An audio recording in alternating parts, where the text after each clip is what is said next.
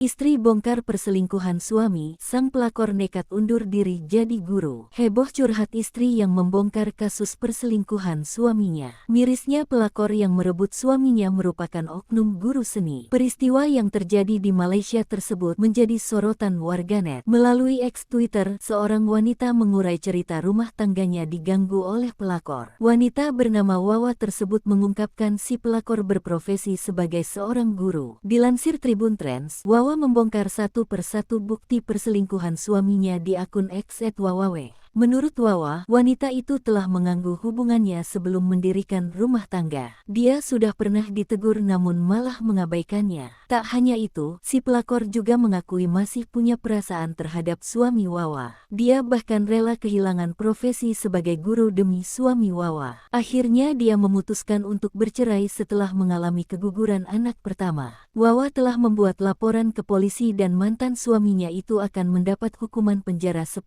tahun atas 3 kasus dugaan. Di akhir postingannya, Wawa juga menyentil si pelakor yang telah merusak rumah tangganya. Ia mengancam tidak akan begitu saja membiarkan sang pelakor bebas. Selain hukuman dunia, wanita ini juga berdoa sang pelakor akan mendapat balasan setimpal di akhirat nanti.